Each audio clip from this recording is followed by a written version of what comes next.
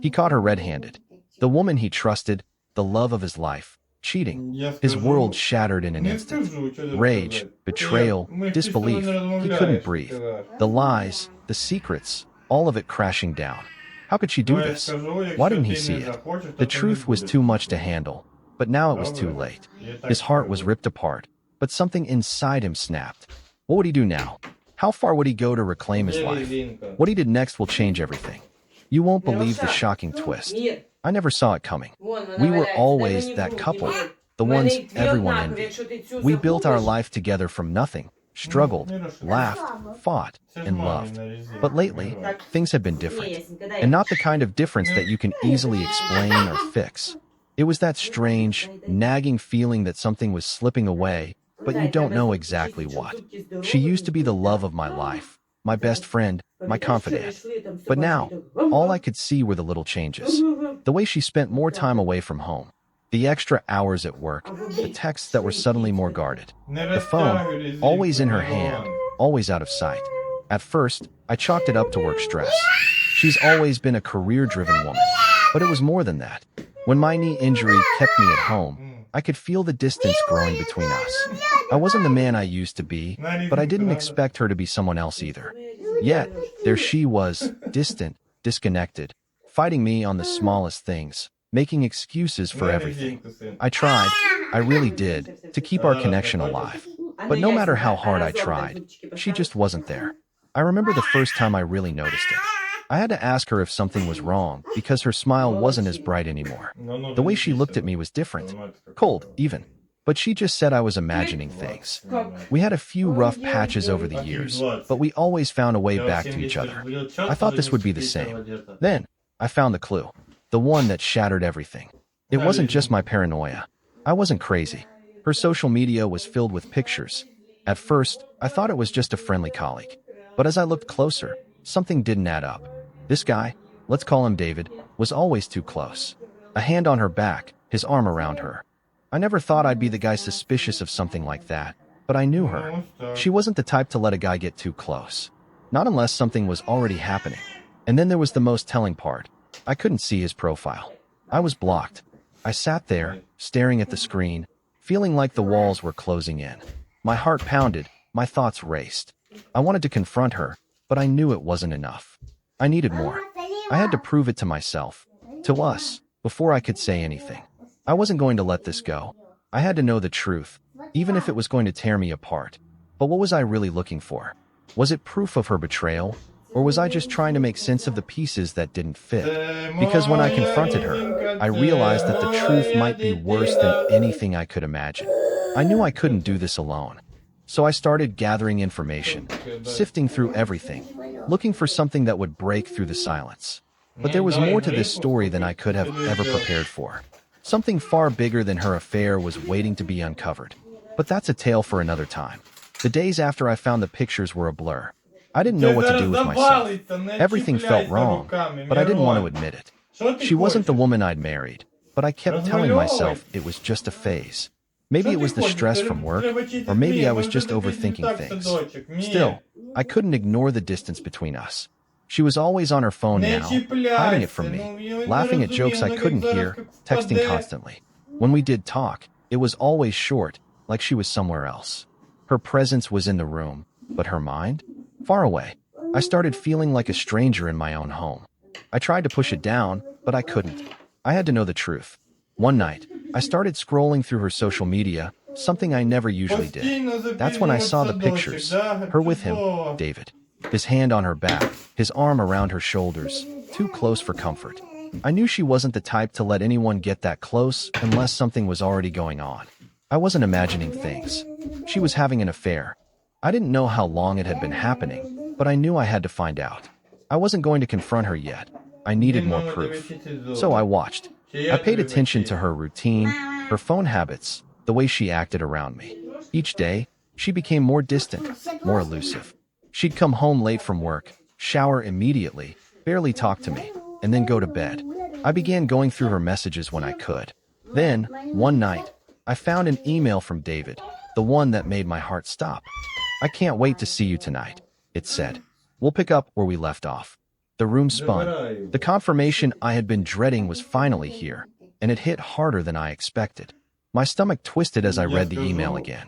I wanted to confront her right there, but I held back. This wasn't the time. I needed to gather more. The next few days were unbearable. She seemed nervous around me, but I didn't let on that I knew. Instead, I acted normal, letting her dig herself deeper. But that night, when I came home, I could see it in her eyes. She looked guilty, almost like she knew I had discovered her secret. She tried to make small talk, asking how my day was, but there was an edge in her voice. "Fine," I said, dropping my keys on the counter. Her phone was still in her hand, but this time she wasn't scrolling, just holding it like a lifeline. For a moment, I thought about telling her that I knew, that I had seen everything, but I kept quiet. I wasn't ready to let her off the hook that easily. I needed to keep control. That night, I did what I had been planning. I dove into her phone once again. The messages between her and David were unmistakable. Plans to meet. Talk of how much fun they had together. Everything was there, right in front of me. I had the proof I needed. The truth was out there, and it was worse than I imagined. But there was still something holding me back. Would I confront her now? Or wait? I wasn't sure, but one thing was certain. I wasn't going to let her think she could get away with this. I spent the next few days trying to keep it together, trying to act like everything was fine. But the truth was eating me alive. Every word she said, every smile she gave me, felt like a lie now. She had no idea that I knew. She thought she was getting away with it. But I was far from blind. Each time she'd leave for work or step out for an errand, I'd replay the evidence in my mind. The photos, the emails, the late-night texts. The proof was overwhelming. But still, I couldn't bring myself to confront her. Not yet. Not until I had a plan. I wasn't stupid. I knew if I confronted her too soon, she'd play the victim. She'd spin it into something that made her feel sorry for herself, make me feel like the bad guy for questioning her. I couldn't let her have that. I had to make sure she knew who was in control. But the hardest part? Pretending that everything was okay when it wasn't. There were moments when I almost broke, when the anger and betrayal surged so strongly that I couldn't contain it. I'd catch her in the middle of a phone call, laughing with someone, her tone light and carefree, and I'd have to force myself to turn away before she saw the rage bubbling beneath the surface. I hated that I had to act like this, but I wasn't ready to end things yet. Not without getting my answers.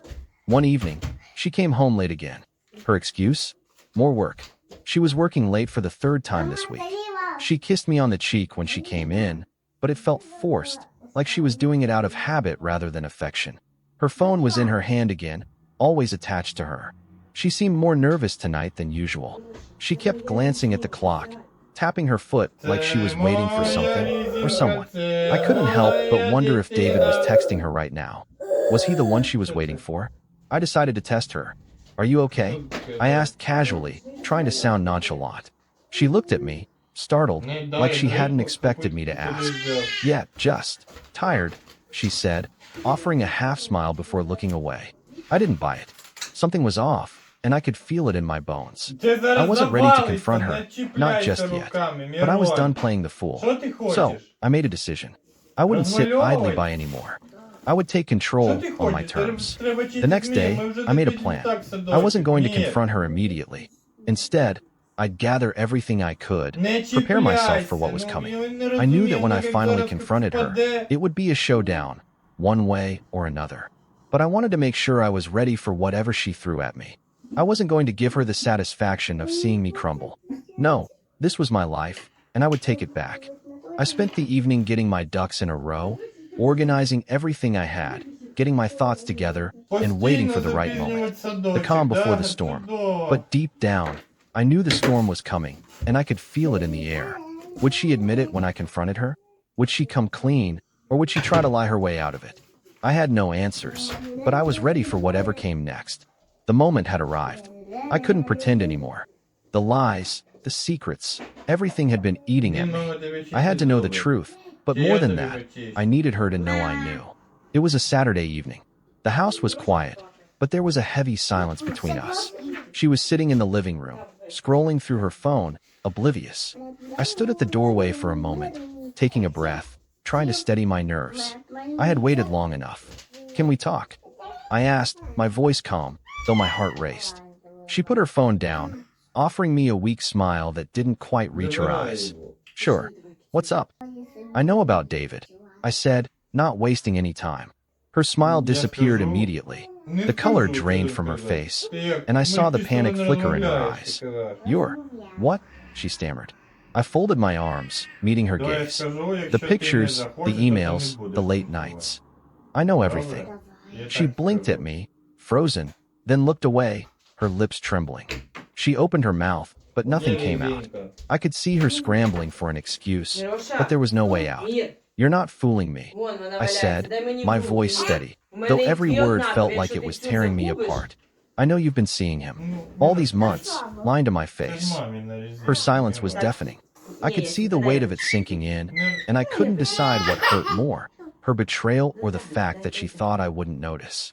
I didn't mean for it to happen, she whispered, barely able to meet my eyes. It just did. Her words were a slap. You didn't mean for this to happen? I repeated, the bitterness rising. You didn't mean to destroy everything we had. You didn't mean to keep it all a secret from me? She tried to speak, but nothing came out. She was caught, and she knew it. I could see the guilt, the regret, but I didn't care anymore. The damage was done.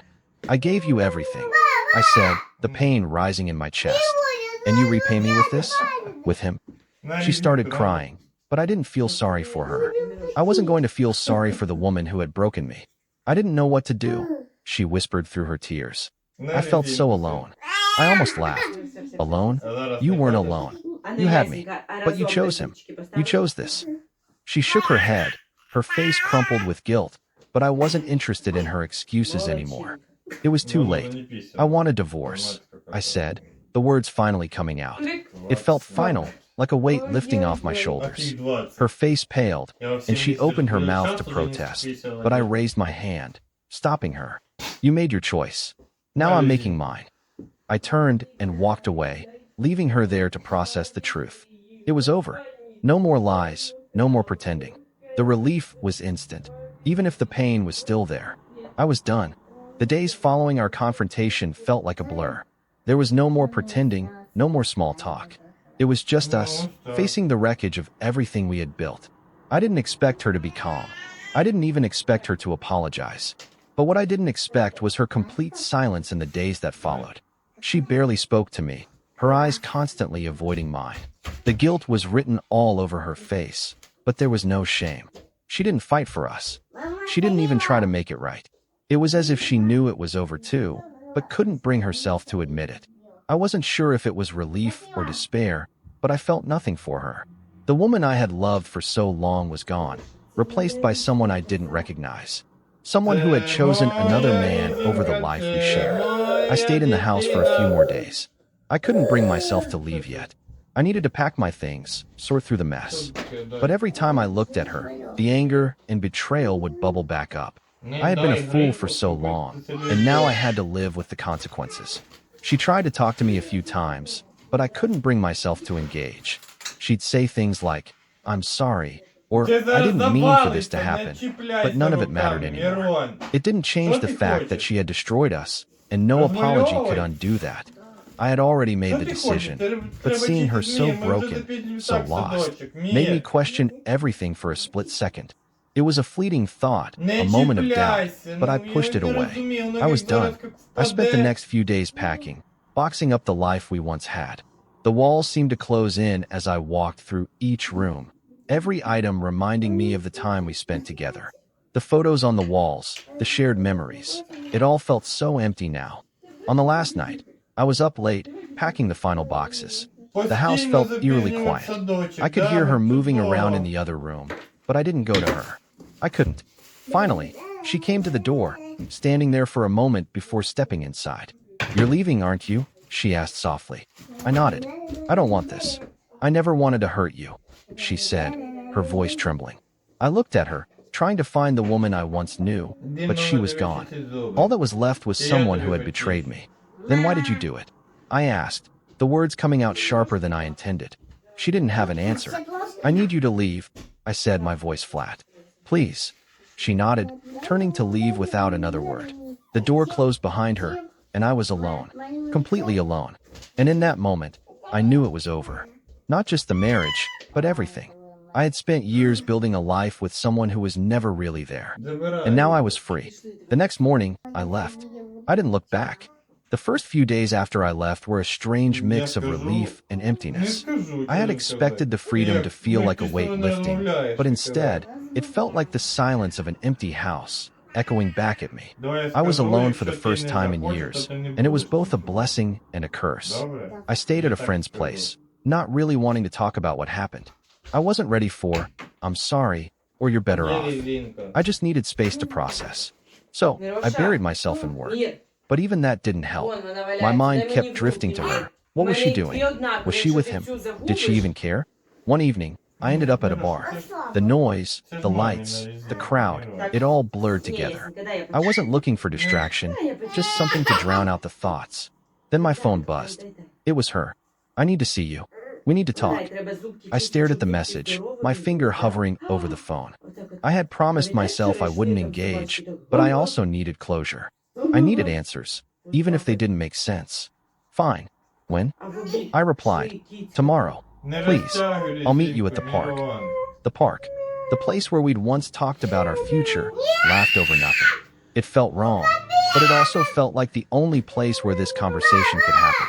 The next day, I drove to the park. I saw her standing by the oak tree, her back to me. My heart sank. I almost left, but something kept me there. I walked up to her slowly. She turned when she heard me. Her face was softer now, but I could still see the guilt. "You wanted to talk?" I asked. She nodded, her eyes filled with sadness. "I never wanted to hurt you. I don't know what happened. I just got lost." The words hung in the air, but they didn't feel like enough. I couldn't fight anymore. I couldn't keep holding on to something that wasn't there. "I'm done," I said, my voice firm. "I can't keep doing this." She nodded, understanding without words. I turned and walked away. There was nothing left to say. The closure wasn't in her words. It was in me walking away.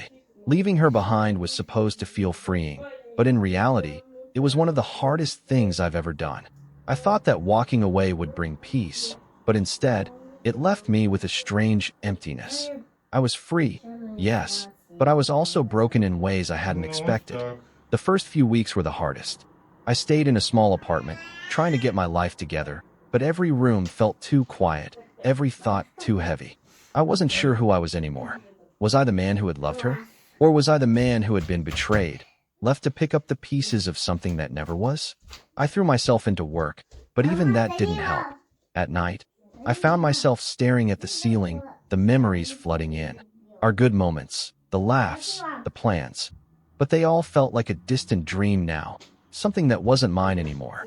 I tried to fill the space she had left with distractions. I started seeing friends more, going out, keeping busy, but nothing helped. I still carried her with me everywhere I went. The ghost of what we had haunted me. Then one day, I saw something that shifted my perspective. I was going through some old photos, and I came across one of us from years ago, laughing on a beach trip. It was one of those rare moments when everything felt right, when we were just happy. For a moment, I let myself feel that again. The joy, the love we once shared. It was painful, but it was also freeing. I realized something.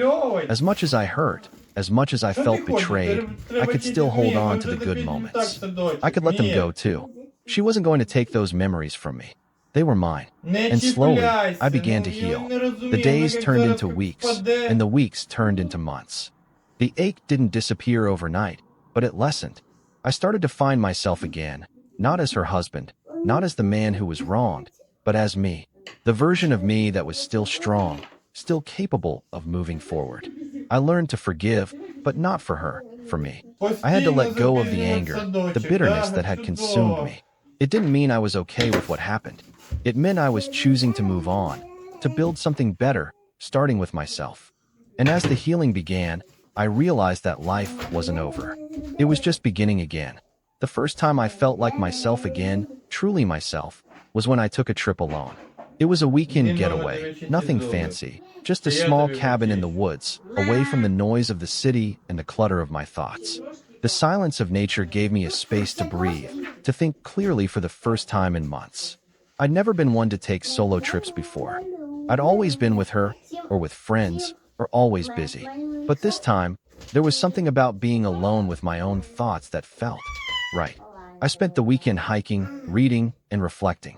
It was strange how much clarity came from the quiet, how much weight lifted just by disconnecting. The loneliness wasn't as suffocating as it had been at first.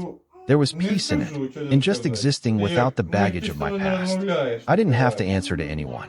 I didn't have to carry someone else's expectations. The fresh air, the sound of the birds, the rustling of the trees, it all grounded me.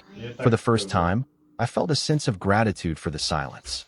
It wasn't emptiness anymore. It was space to rebuild. When I returned to the city, I was different. Not just because of the trip, but because I had allowed myself to be free of the anger, the betrayal, the pain. I didn't forget what happened, but I no longer let it define me. It was part of my story, but it wasn't the whole story. I started picking up things I had neglected, hobbies I'd put off, friends I hadn't seen in a while, even dating again. It wasn't about replacing her or pretending that everything was okay. It was about rediscovering who I was before I ever knew her, before the marriage, before the betrayal. And slowly, I began to trust again. Not just others, but myself. I realized I was stronger than I had given myself credit for. I had survived the hardest chapter of my life, and now I was writing the next one. It was mine to create. I didn't need her approval anymore. I didn't need anyone to validate me. I was enough on my own. The road ahead wasn't always easy, but for the first time in a long while, I was walking it with purpose. It had been months since the split, and I was starting to feel like I was living in a new reality. Not just in terms of where I was physically, though that, too, had changed, but mentally and emotionally. The world had shifted beneath my feet, and though the pain of what had happened never fully went away, it no longer had control over me. I was learning to appreciate the little things again. Simple things I had once taken for granted. I took up running, not because I needed to be fit, but because it cleared my mind. There was something about the rhythmic pounding of my feet on the pavement that helped me focus. It was just me, the road, and the quiet in my head. No distractions, no past. I also began spending more time with people who brought out the best in me. Friends who knew me before the marriage, before everything went wrong. They didn't ask questions about the past, and that's exactly what I needed. The conversations were light, full of laughter and genuine connection, not the weight of guilt and resentment that had plagued my every interaction for months. But there was something else, something I hadn't expected.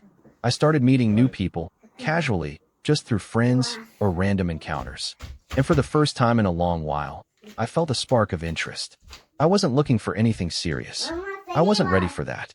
But the idea of companionship, of trust, of not being betrayed, started to feel possible again. I wasn't completely healed. Healing is a long process. But I was open to the idea that maybe, just maybe, there could be someone else out there who could offer something different, something genuine. The hardest part wasn't the fear of being hurt again. It was the fear of letting someone else in. For so long, I had believed in the fairy tale. I had believed that love would always win, that we would overcome anything. But that belief had shattered, and I had to rebuild it, piece by piece. One evening, after a long day, I sat on the balcony of my apartment, looking out over the city. The sunset was beautiful, casting a golden glow across everything. I realized something. The future wasn't set in stone. I had the power to shape it. I wasn't defined by what had happened to me, or by the mistakes of the past. It was time to stop looking back. The road ahead was uncertain, but I was ready for whatever came next. The days were starting to feel lighter. I could see the change in my reflection, not just in the way I looked, but in the way I carried myself. I was no longer weighed down by the past, no longer defined by what had happened. The anger, the hurt, they still lingered in the corners of my mind, but they didn't rule me anymore. I had learned to make peace with it, or at least to live with it. One day, I was having lunch with a friend when they brought it up. "You seem different," she said, her gaze thoughtful. "It's like you finally let go." I didn't know how to answer, so I just nodded. Maybe I had let go. Maybe I hadn't. The truth was, it didn't matter anymore. What mattered was that I was living for me, for my own growth. "Do you ever think about getting back out there?" she asked, a teasing smile playing at her lips. I looked at her, unsure how to respond. I wasn't ready for a relationship, but the idea of companionship didn't seem so scary anymore. I had closed that chapter, but now there was a space for something new. "I don't know," I said honestly. "Maybe. I guess I'm still figuring things out." That was the truth. I didn't have it all figured out. I didn't know what the future held, or who I'd meet along the way. But for the first time in a long while, that uncertainty felt exciting. A few days later, I ran into someone, a woman I'd met briefly through a mutual friend months ago. She was funny, easy to talk to, and her smile lit up the room. I wasn't looking for anything serious, but we connected in a way that felt natural. We spent a couple of hours talking, laughing, and sharing stories. It was casual, but it was real. I didn't feel any pressure. For the first time, I realized that it was possible to trust again, not just in others, but in myself. I wasn't defined by my past mistakes or the betrayal. I had learned from it, and now I was free to create something new. I wasn't rushing into anything. I wasn't looking for love to fill the hole that had been left behind. But for the first time in months, I felt hope. Hope that I could build a future, even if I didn't know exactly what it would look like. As I left the coffee shop that day, I realized I was finally starting to look forward to the future again. The road was no longer a dark, uncertain path. It was a blank slate, ready for me to shape it, one step at a time. A few weeks passed, and I settled into this new rhythm of life. Things were slowly becoming clearer. I wasn't in a rush anymore.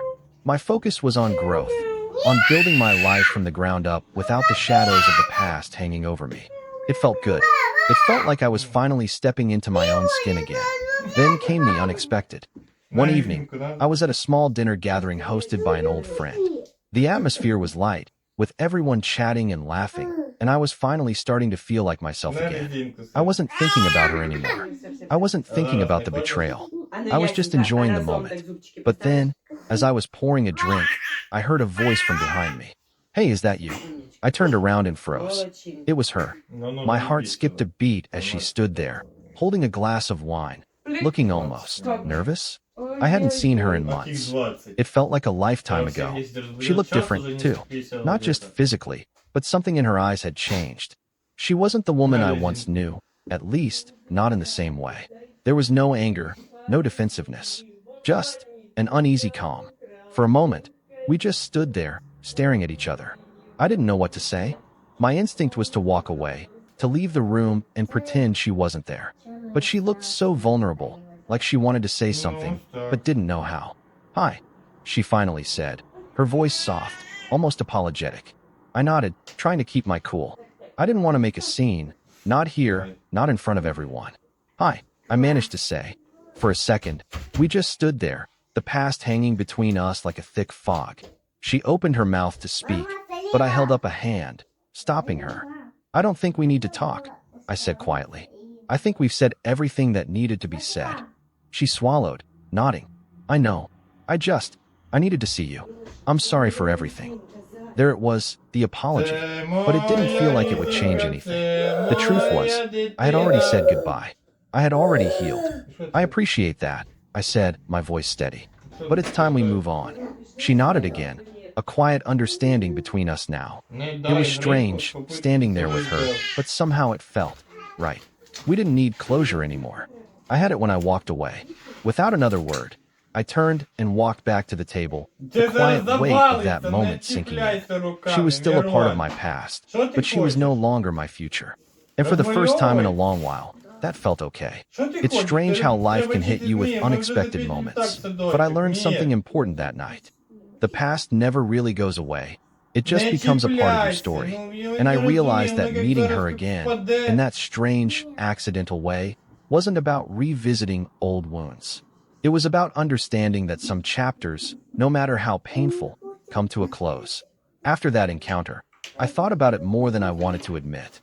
It wasn't just the apology, it was the fact that, for the first time, I saw her not as the person who betrayed me, but as someone who had once been a part of my life. The emotions were still there, but they were different, less sharp, less overwhelming.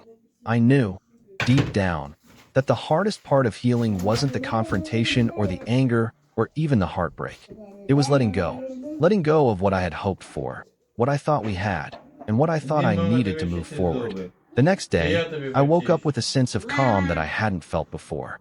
It wasn't just relief, it was the understanding that I had truly moved on. I had faced the past, accepted it, and finally put it behind me. It wasn't an easy process, but it was necessary. And as much as I had wanted to fight against it, to keep the pain alive in some way, I knew it was time to let it all go. I started sorting through old photos and keepsakes, things I had kept tucked away for years. There were memories in those boxes, memories of laughter and love, but also of pain and betrayal. I let them all go. I didn't need to carry them anymore. I realized that life wasn't about holding on to the past.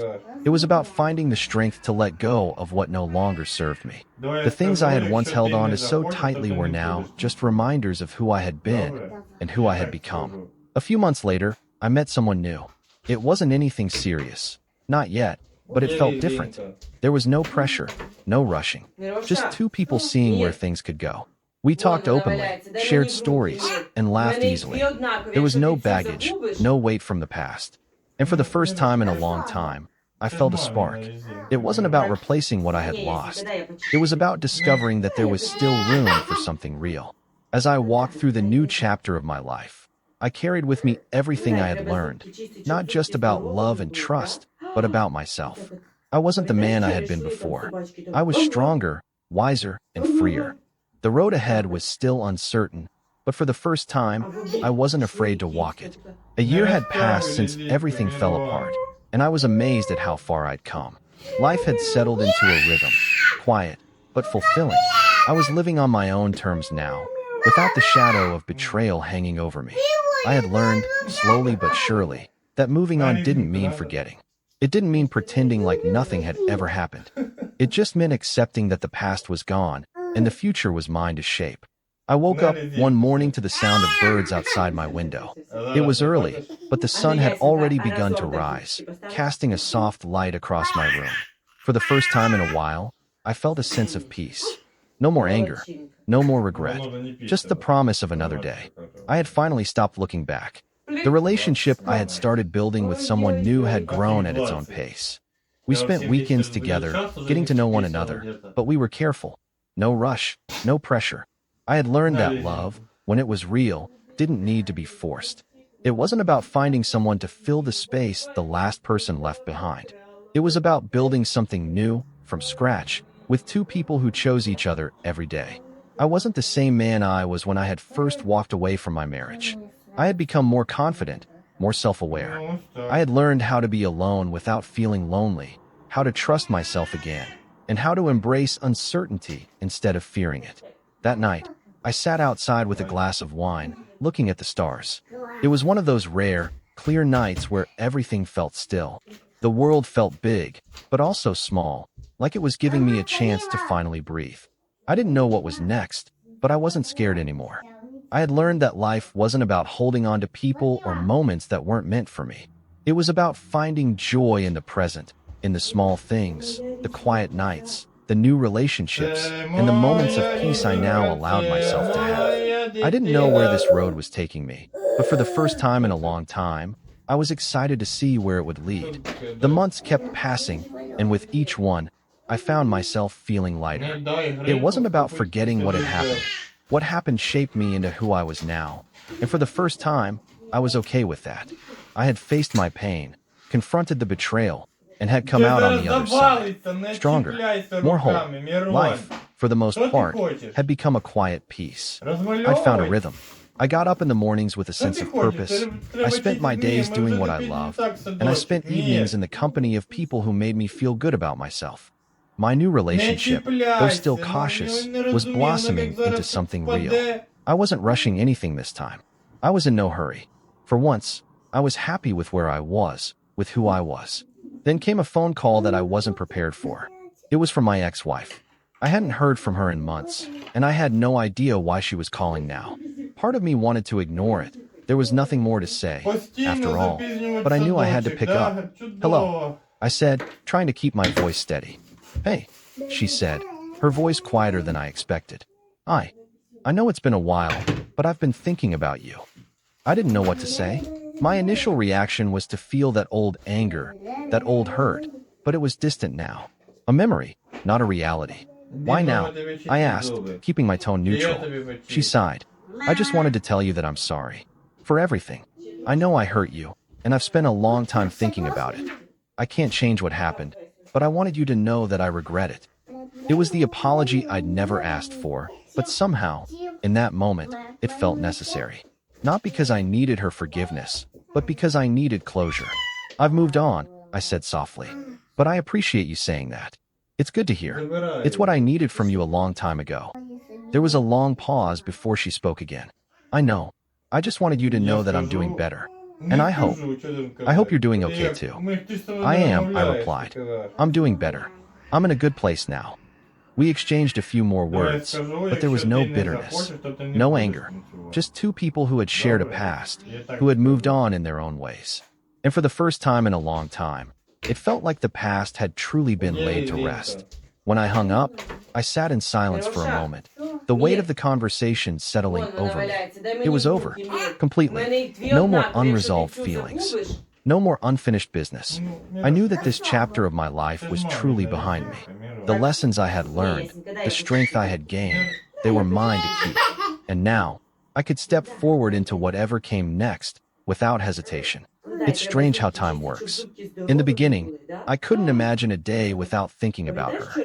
I couldn't picture a future that didn't involve the life we built together, even if that life had crumbled. But here I was, standing on the other side of it all, looking back with a strange sense of peace. The call from my ex-wife had been the final step in my healing process. It wasn't closure I needed, because I had already given that to myself. But hearing her apology, hearing her acknowledge the hurt she caused, gave me something I hadn't realized I was still missing. Confirmation that I wasn't crazy for feeling the way I did, that I wasn't alone in my grief. I sat down that night and reflected on everything, on the love we shared, on the betrayal, on the lessons I had learned. I wasn't angry anymore. I wasn't bitter. I had finally let go of the past. There was no reason to hold on to it anymore. I had spent so long defining myself by that marriage, by that relationship. I had wrapped myself in the idea of us, who we were, what we were supposed to be. But the truth was, that version of me didn't exist anymore. And the best part? I was okay with that. I wasn't the man I was back then, and that was something to be proud of. As I looked ahead, I didn't see the uncertainty that had once paralyzed me. I saw possibilities. I saw a future where I could be me, without the weight of what had been. There was so much more ahead of me, things I hadn't even begun to imagine. I was still learning, still growing, but for the first time in a long while, I was excited about the journey. The future wasn't a scary place anymore. It was a blank page, waiting for me to write my story. No one else could define that for me. And that's when it hit me. I didn't need to know exactly where I was going. I didn't need to have all the answers. What mattered was that I was moving forward. I was choosing to live, to love, to trust again, not because I had to, but because I wanted to. The road wasn't always going to be smooth. There would be bumps, there would be unexpected turns, and there might even be moments of doubt.